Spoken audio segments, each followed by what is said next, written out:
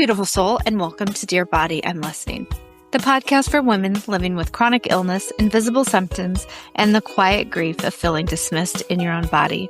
I'm Donna Piper, and here we tell the truth about healing, the messy parts, the hopeful parts, and the parts no one prepared us for. This is a space for real talk, nervous system safe support, and learning to trust your body again, one breath at a time. Hey, beautiful soul, and welcome back to Dear Body, I'm Listening. I'm Donna Piper, and today we're going to talk about my 6-month lipedema surgery progress update. What has changed after 2 leg surgeries and 19 liters removed? What's gotten easier? What's still hard? And what I'm learning as I live in the middle of recovery. You know, this is not a shiny before and after story where I tell you surgery fixed everything, and now I frolic through life in denim shorts with 0 symptoms and a perfect appetite.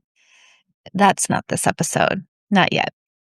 This is an honest update about more mobility, less pain, better circulation, wearing shorts for the first time in decades, and being able to do things that felt completely out of reach a year ago. But this is also about fatigue, flares, swelling, low appetite, losing hair, pacing, and the emotional whiplash of having one part of your body feel freer while the other parts of your body are asking for answers. Because healing is rarely a straight line. Sometimes it looks like a miracle. Sometimes it looks like needing 2 days recovery after a beautiful day. And sometimes it looks like both things being true at the exact same time. So let's talk about what life has looked like 6 months after my first surgery and 3 months after my second surgery and 19 liters later. Real talk, the part where we tell the truth and keep it tender. So 6 months after my first lipedema removal surgery in Germany and 3 months after my second one, also in Germany, and about 19 liters removed from my legs total, here are some things that honestly still kind of blow my mind. My legs feel different. Not perfect. I still have tingling and there's some numbness and I'm working some things out. And it's not like I suddenly became a person who can run a marathon. Well, I might be able to again, but I haven't tried running. And I definitely can't clean my entire house in one afternoon while meal prepping and answering emails. Absolutely not. We are not doing the fantasy here. But hopefully one day in the future, I will be able to. But I do have more mobility in my legs and less pain. My legs definitely feel less heavy. I feel like there's better blood flow. There is more ease when I walk around, and I notice little things that I honestly did not realize had become hard until they started to become easier. One of the strangest things, hair is growing back on my legs again. It used to be months that I'd need to shave my legs, and now it's every few days, which is good. A little weird having that sensation of the razor on your legs, and I've been a little hesitant to get waxed because I have hypermobility EDS. So either they do it like a cigarette scar, so the scar goes down where my cannulas were, or I keloid, and I'm actually keloiding in most of my scars. So I still have most all of my scars from the front. The backs, for whatever reason, have healed a little quickly, but they're still raised. I'm still using my scar tape and some silicone gel. So they're not in a place where they're permanently scarring. They're actually still healing. So that is still going on 6 months later. And hair growing back on my legs is random, but also kind of fascinating. And I'm not saying it's going to happen for everyone. I'm just saying my legs apparently said, hey, thank you for the renovation. You know, we're reopening follicles, we're getting blood flow there, things are happening. And then there are things that are not medically dramatic on paper, but emotionally, they are huge. I wore shorts this summer, like without my compression on, out in the wild, actual shorts. And to be honest, I bought some cutoff shorts, even though they're way too young for my age. But I'm like, I missed all the decades where they were age appropriate for me. So I decided, what the heck, I'm going to wear them anyway. And I think unless you've spent years feeling like your body has something you need to cover, manage, explain, camouflage, or apologize for, it might sound small, but it's not small. It's freedom. This standing in front of the mirror and not immediately going into that old body shaming spiral, at least for my legs. It's the feeling the sun on my legs. It's being able to dress for the weather instead of dressing around fear. It's letting my body take up space without trying to make it disappear. And that has been emotional because I'm just not recovering physically. I'm grieving all the years I did not know it was happening, all the years I blamed myself, all the summers where I thought I needed to work harder, diet harder, hide better, or somehow become a different person in order to deserve comfort. And now I'm standing here literally in shorts thinking, oh, maybe it was just that no one understood what was going on and what it was carrying. My compression has shifted too. For the first part of recovery and before, 6 weeks before, well, basically ever since I got diagnosed November of 2023, I've worked compression. And then last year I got custom compression around this time. I think it came in July or August. And then since my surgeries, I have been 6 weeks before 23/7. Then after my first surgery, 23/7. I took some of the nights off maybe about 2 or 3 weeks before going back to Germany for my third, but there was like a 3 month gap ish. So I still really needed to wear my compression in order to prep for my second surgery. Then since my second surgery, it was 23/7 up until a couple weeks ago, and then I started to take them off during the night, and then there's been a few days where I haven't worn them at all. So that's something I wanna, get used to, challenge my legs, see how they really feel without compression and what's going on, especially since it's getting warm here again in LA. I wanna see how much swelling I really have left and how my body responds to just skin, gravity, and, whatnot. And again, I'm not saying that the people should follow what I'm doing. It's just my doctor prescribes 23/7 before the surgeries and after for up to like 6 to 8 weeks, 12 weeks, depending on your situation and what you need. And I'm not going back to my third surgery until October. So now I have a few more months of like, okay, 2.5 months, I think, or something playing around with compression and how I feel. So it's a big win to not always have to be in compression, knowing because of the weather and everything, like really going to be problematic is pain if you're not in compression. So it's a nice freedom to have some choices, even though I do know that I will always have compression a part of my conservative treatment hereafter because I just want to make sure I keep the swelling down and I keep the fibrosis down, because I still can have fibrosis scarring, whatnot after surgery. So I want to make sure that I'm doing everything I can to get the best possible outcome long term. And emotionally, it also has been a big deal because there's something about not having to manage your body every single second that creates some more spaciousness, more choice, and more freedom. And at the same time, I'm still listening day by day, moment by moment, because one good day does not mean suddenly I start acting like my body is a Disney princess who can sing to the animals, carry furniture upstairs. We still are pacing. I still have all these chronic illnesses. My ME is still there. My MCAS is still there. My POTS is still there. My hypermobility EDS is still there. And my lipedema is still there. I have it in other parts of my body. Even though there's more awareness, more things, I don't really know how my body is going to respond after surgeries. I don't know if in a few years it's going to grow back. Like, I have no idea. So I still cautious and not like, oh my God, afraid, but I'm still very much aware that my body is living with invisible illness. But one of the biggest physical changes I can really talk to has been my aqua classes, aka mermaids. So I'm fortunate enough that there is a 10-foot pool, like that's all 10 foot across the square pool, that's near me that offer aqua classes pretty much every day except Sunday. They're closed, and I choose to take off Monday. And so I have 2 days off. So before my surgery, I signed up like August, I think, of last year when I found it. I'm in a new area. I was really sick, like really, really sick with ME. but I knew I was gonna start having surgery in January, so as soon as I booked my January surgeries, I was looking for aqua classes to start taking. Unfortunately, I couldn't even though I joined, I maybe went once a week over the first 6 months-ish. I tried to do more, but really my energy level and what I had, I was lucky if it was once a week. Sometimes there was none at all.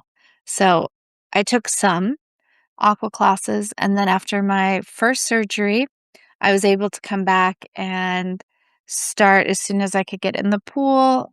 Like, I probably went back 5 or 6 weeks after my surgery, and I was able to do, like, 3 times a week consistently. And then I added a 4th a day before I went back to Germany, like, a couple weeks before.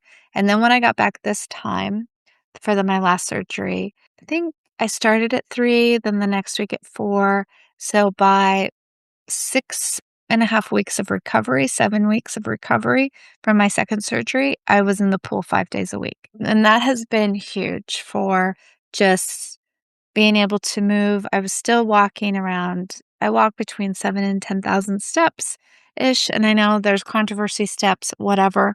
But for me, that to make sure that I'm moving enough, that's how I'm tracking. Not like 10,000 is the magic number. I just want to make sure that I am moving enough. And that doesn't mean now that I'm moving every day, especially with my aqua classes, that they're high intensity. I really have to pace back and just hang on to the wall and do the movements. Sometimes a little treading. Sometimes I could do classes full out. It really depends my energy day by day because, again, even though I have more capacity and my legs have more ability to move and I have more freedom, I still don't have unlimited energy, even though, that is the goal to have one day. I'm just not right there yet. And the other thing I want to say before we move on to the next segment is that the difference in 4th of July this year, 2 days ago, 3 days ago, and then 4th of July of 2025 has been huge because last year I couldn't get out of bed. We had some people visit. I was maybe going to meet them.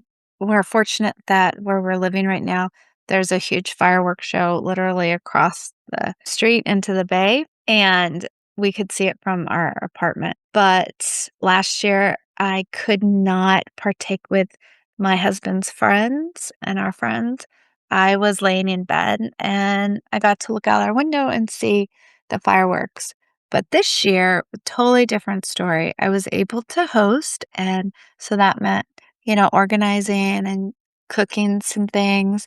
I mean, it was regular barbecue food, like potato salad, egg salad, and burgers, gluten-free, dairy-free, all the frees. But I was able to make the food, host people, each had a friend over, and then we rented a boat, a little Duffy boat to go around the harbor.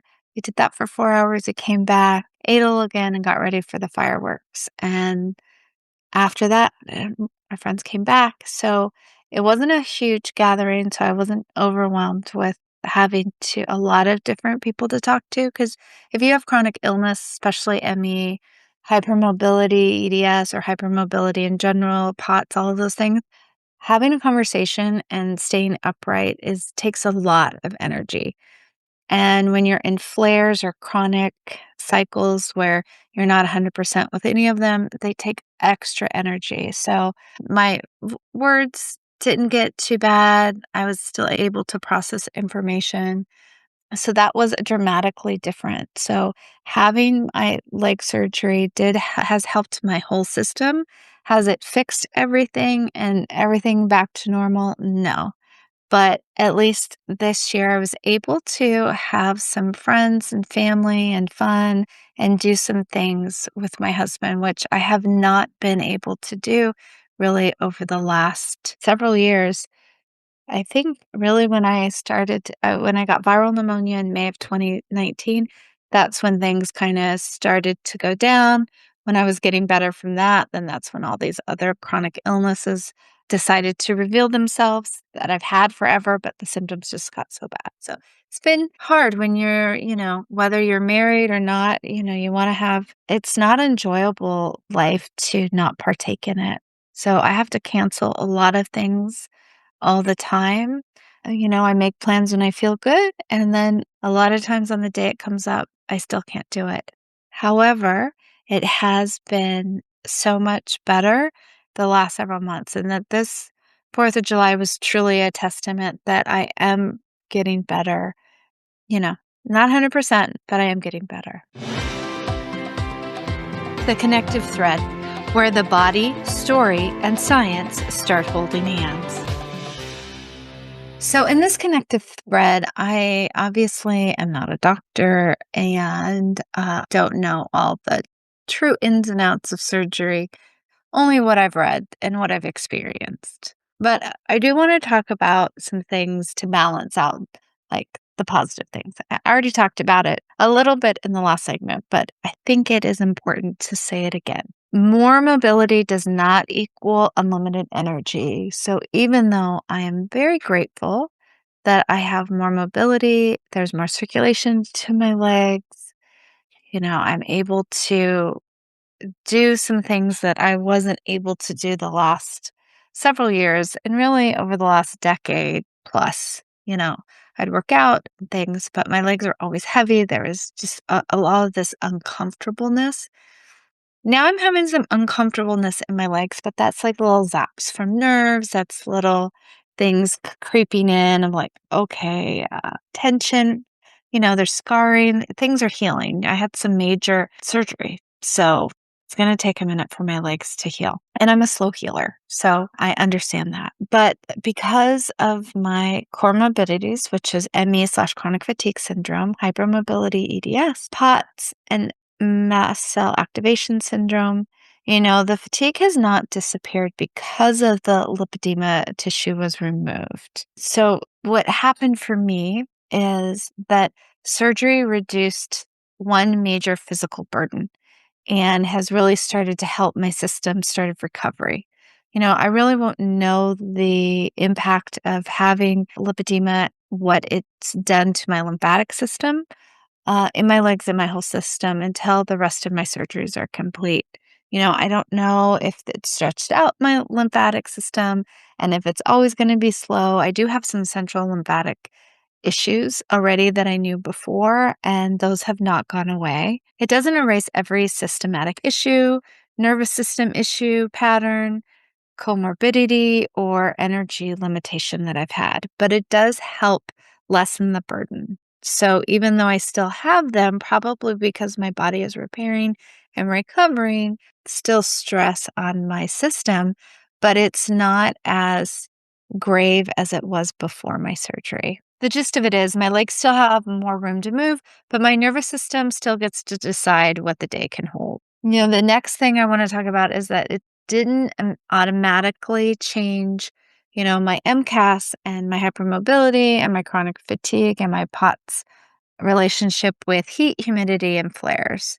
Even though I'm doing more, which is good, and I'm not overdoing it, I'm pacing, that still doesn't mean that I am not affected by the weather and food. So the flares and the triggers I had before, I still have. So, now in Southern California, it's getting a little bit more hot and humid. The hottest months for us really are like September, October, but it's heating up now. And I definitely know that my body has changed and is responding to that. And I have to remember that it's not a backslide, even though I'm like, oh gosh, what's going on? I have to remember that I still have these multitude of symptoms that are really not in my control. I hear them, I listen to them, and then I manage my energy as best I can throughout the day. The other thing that surgery has done is like even lessen my appetite. And I'm not really quite sure how that links in, but all I know is that I didn't really have much of an appetite before. I was struggling to get, at my best, I was getting like 1,200 calories in a day. And with my DEXA scan and my TDEE, if you guys are into that kind of stuff, you have a baseline of what your body just needs to survive. And mine is around 1,500 calories plus. That's not with any sort of movement, any activity, cleaning, like then anything you do beyond just surviving, then you calculate how much calories you need. So mine has always been around 22 to 2,600 calories a day. I never get there. I'm lucky if I get even when I was really doing well before my surgery to really make sure I maybe was getting 1,200. Again, not ideal. And then after my first surgery, uh, you know, it was less. It wasn't as bad as it is now. And after the surgery, my appetite just has gone away. I struggled to get around 900 calories a day. And I've put in how many calories I'm actually doing at yoga, or not yoga, but at aqua, etc. So I really know how many calories I need. And again, like maybe my best day was 900. Oh, and I needed to get up to 2,600, 2,400. Maybe I put it down there. But anyway, way less than I need, or is optimal. And that has affected, I'm sure, many things in my recovery. Like, I'm sure that's why my recovery is slower. I mean, I'm not a doctor, so I have no idea, but this is my experience with my body and what's going on. And then also my hair has been thinning, like coming out like wild chunks. It was coming out before I had surgeries. And then it came out after my first surgery. But it's just been shedding like bonkers. So that's not optimal. And I do take supplements to help with some of the things that I always have. So I've taken a nice concoction of supplements for MCAS, lipedema, hypermobility, POTS, and then they're done in a way that because, sometimes one of my diseases is not happy with taking a certain vitamin that my other disease says it needs. So I have done this little cocktail that's really has worked up until now. So I'm not really sure what that is. I'm still exploring options with my doctor, and we'll see after my third surgery. And my third surgery was supposed to be right now, July 8th. And this is the day I'm recording this. But I pushed it until October because I know, I am okay with compression. It's not my favorite, but I'm fine with it. I've worn most of my life as a dancer, leggings, Pilates instructor. So most of my adult life, I have been in some sort of leotard. So compression, even though it's tighter, my legs are used to having like a constricted lycra substance on them. However, my arms are a different story. Like when I'm constricted in my upper body and my chest, that I think because I have some rib slippage and diaphragm issues and things from my hypermobility. So my ribs are always moving around, slipping out of place. So anything constricted in my upper body and my arms, just I'm not a fan of. So I didn't know there would be a heat wave right now in Europe, but I knew that it was hotter in Europe in July. And then also coming back here for August, September, October, wearing compression. And I was like, oh, like these are getting the hotter months in Southern California. So I knew I was going to probably be really uncomfortable with arm and abdomen compression.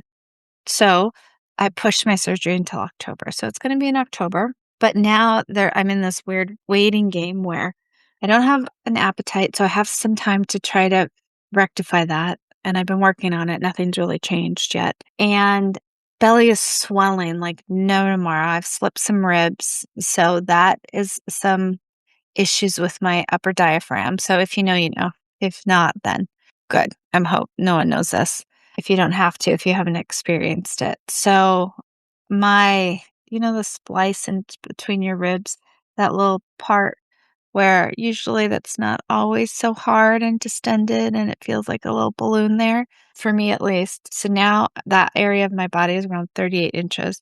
And before, my bra size is 34. So it is definitely swollen and it is uncomfortable. So that is another side effect of the surgery, I'm guessing, because that's the only thing different I've done. So that's a work in progress. And then as my upper body is getting bigger and bigger, even though my legs, I'm like, oh, they look good in shorts. Now it's my body image from my upper body. So I'm really trying to find someone because I was a therapist and I'm really picky about my therapists. I've been trying to find someone that won't give me the usual kind of stuff, someone that could just like listen to me and give me some perspectives that I never thought of. So I haven't found anyone yet, but I really do need to have someone with my body dysmorphia for my upper body because right now I feel like my upper body is like 1,000 times larger.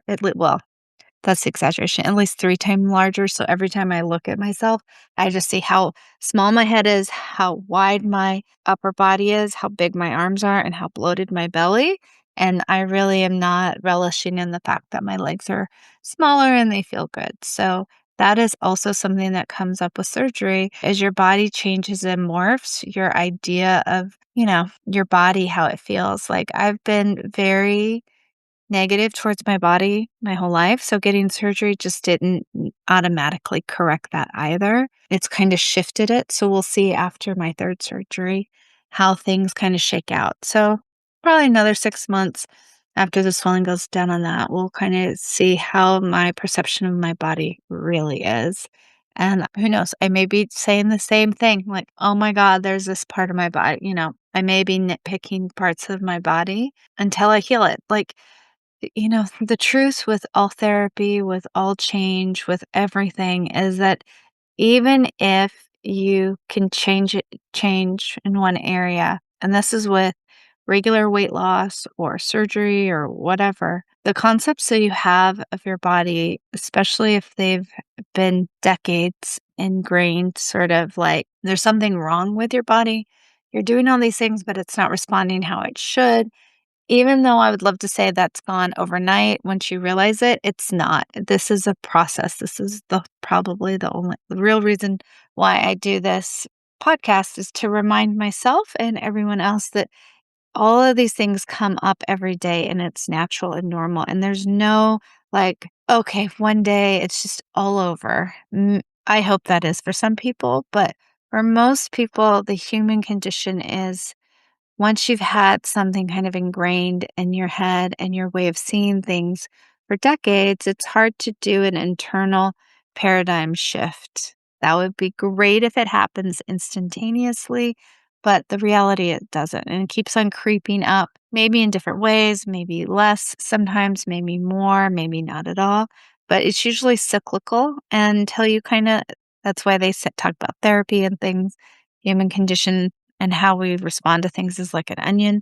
There's different layers, and these layers come up and to allow you to process them until they're fully processed. So there's no magic pill. Surgery is amazing. I am very grateful that I had the opportunity to do it and how I was able to do it and who I was able to have perform my surgery, etc., etc. But I knew going in it wasn't going to be just like, oh my God, I had the surgery and now I see my body and emotionally I see my body both in ways that are super positive and I'm really excited about. I'm still hypercritical of myself and my physical body. So having a disjointed, usually the focus was my thighs. Now those are gone. So I've moved attention to my belly and my arms. But there is something going on medically, potentially, or maybe it's just that I need to do this last surgery to help all my lymph system totally get the burden taken away of. So I've read different papers and different perspectives and things. This is just my interpretation of the lived experience and how I'm really feeling that, like, what's going on with me. Your experience might be totally different. And the one thing I just want to say to anyone out there that is considering surgery or had surgery, and whether they had amazing results or 50-50 or not so hot results with these conditions, it's really about every single day reframing yourself that you haven't fallen behind, didn't do anything wrong. some of these things with your body is just out of control. As much as we would want to biohack and, learn this thing and that thing and take this for swelling and do this thing and blah, blah, blah. The reality is sometimes we're just really at the mercy of our bodies, and we just need to listen to what they need every moment of every day. And sometimes we're in a good groove and it's working for us. And there's other times and seasons that no matter what we do, our body is just like, no, I'm not doing that. So, really, that's why chronic illness is such a bummer, because you don't have as much control over your bodies as we think we should or we don't, or we should or we shouldn't. There's so many people out there like, take this one thing, do this one thing, even in the lipedema communities now. Do this. I'm someone that weight trained, moved, worked out, ate well, anti-inflammatory, the whole 9 yards. Don't drink, smoke, whatever. And I still wasn't able to biohack my way or give my body everything that it needed to in order to survive, because I didn't know that all these very deep systemic issues I have that modern medicine has not caught up with, not even ancient medicine. It's like this is where on our own little paradigm shift. Our bodies are non-normative, and that doesn't mean they're better or worse than normative bodies, but we have to have different ways and different studies and different interventions than normative bodies. And we're kind of going in a direction, but we have decades and decades probably of research to go. So not to be Debbie Downer, but that's just the reality of it. Mythbuster moment, because some of what we've been told is absolute nonsense. So let's do a little myth busting today. First one is, if surgery helped, you should feel better in every way. The truth is no. Surgery is amazing. It can improve pain, mobility, circulation, physical capacity. But if your other chronic illnesses still flare, then surgery can't fix that. If fatigue still exists within them and you're tired after surgery and you have anesthesia or whatever, your body's healing, there's also going to be a fatigue component. And swelling, you swell to heal, right? That's a natural thing. Your body gets inflamed and swells to help you heal. So you still have to navigate that, and you still need to give yourself a lot of time and patience to see really how it's going to wash out in the end. So me, I'm only 6 months in. All the doctors told me, give yourself at least 2 years. So, and then I'm thinking 2 years from the first surgery or the last surgery. So I'm going to do 2 years from the last surgery. So I'm not even into my 6 months after my last surgery. So in October 2026, after that surgery, we'll really reassess everything in October 2028. It seems like forever. And some days when I'm not having a good body day, oh Lord, that date seems so far away. But I'm in it. I'm in the thick of it. So we'll assess everything when October 2028 comes. The second myth is, I want to bust today, is if you need rest after doing something joyful, you overdid it or failed. That is such a big lie, right? So let's just knock that out. Something that is joyful doesn't mean that you're not going to have flares and fatigue, whatever. If you have chronic illnesses, it doesn't matter if it's a happy event or just like, you had to clean your house all day or take a shower. If you exert yourself past your capacity, you're going to have to take some time to rest and recover. And the third myth I want to talk about today is progress should look linear and photogenic. No, if you have lipedema and you have surgery, yes, maybe your legs will feel nice and smooth, but that's not for a lot of us. That is not the case, because a lot of us have hypermobility. So your legs will look better, they'll function better, your clothes can probably fit easier. But in the wild, looking at that bare skin, it may just still sag. It may not be photogenic, right?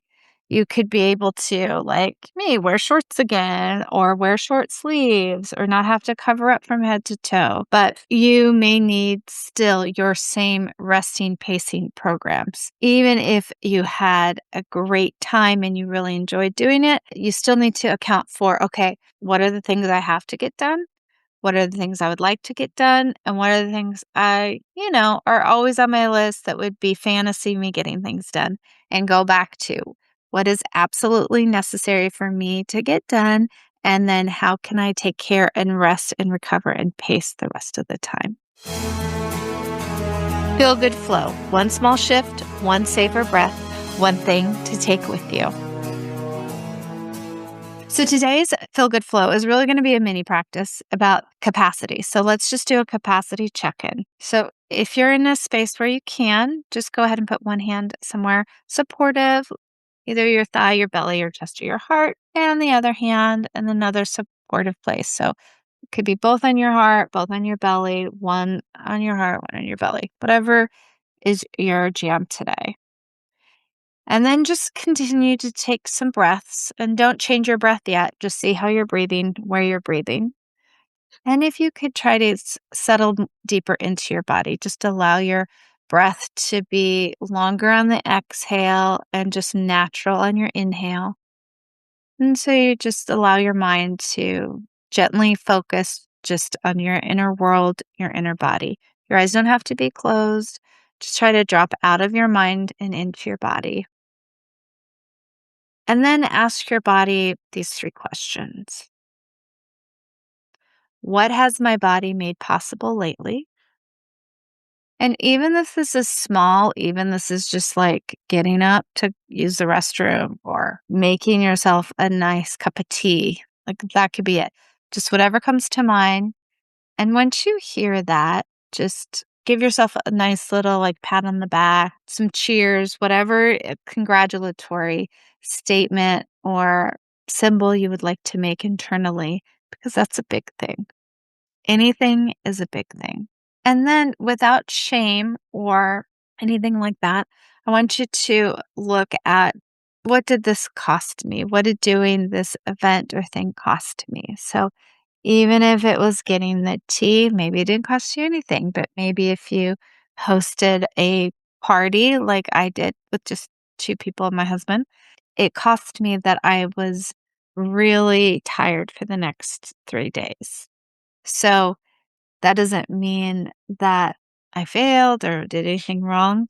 I knew, because I kind of already worked in to my recovery, that the next 3 days were gonna be really light for me, that I had nothing planned in case I needed to adjust for having all that energy spent. And you just wanna look at data. So there's no shame or should've. It's just like, okay, did it cost you? Did it cost you anything? And if you did something big and it did cost you, just notice.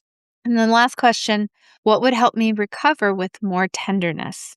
When you look at any of these things, if you're like, maybe you're in your major flare and just getting a cup of tea wipes you out, right? Or the thought of getting up to get something is exhausting. You want to look at, like, how can you recover with tenderness wherever you are on your journey with these chronic illnesses. You want to look at rest, hydration, compression, protein, fewer plans this week, a boundary, or simply not having to explain it to anyone, like whatever it is, you want to see, like, how can my recovery be more gentle and be more fitting to me? And kind of create a toolbox of what it is. So depending on what kind of effort is out there, how you felt afterwards, and what kind of recovery you may need. So it's going to change. And if you have like these little tiny toolboxes of how to help yourself feel better when you're in flare states, when you're in like, and when I say rest, I know that it's not like, oh, I'm just going to rest today, take a nap. No, no, no. Like, resting is like doing nothing, because that is what's going to help you progress in the future with these chronic illnesses. It's not just like, oh, I'm just going to have a rest or a sit. No, this is really like, how are you going to take care of yourself and encapsulate yourself when you rest? Are you going to have a bottle of water there? Do you have compression? Do your feet need to be up?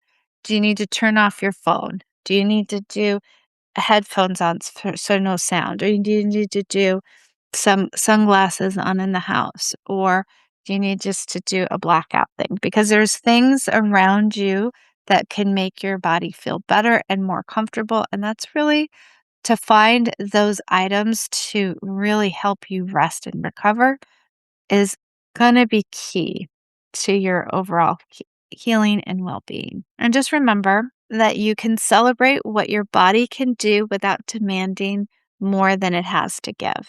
So thank you for being here with me for this update. I hope this episode reminds you that progress does not have to be perfect, linear, or photogenic to be real. It can look like wearing shorts for the first time in decades. It can look like getting out on the water with people you love. It can look like cooking a meal, going to one class, or having enough energy to be part of a memory instead of watching it from your bedroom. And it can also include rest, flares, confusion, swelling, grief, and needing more support. None of that cancels out the progress. None of it means that you're doing recovery wrong. If this episode's helped you feel a little less alone in the complicated middle of healing with chronic illnesses, share it with someone who is navigating lipedema, surgical recovery, chronic illness, or a body that is changing faster than their emotions can catch up with. And remember, there's nothing wrong with you. You've just been living in a body that hasn't been understood. Keep listening, keep trusting, and keep coming home to yourself. Until next time. Thanks for listening to Dear Body, I'm Listening.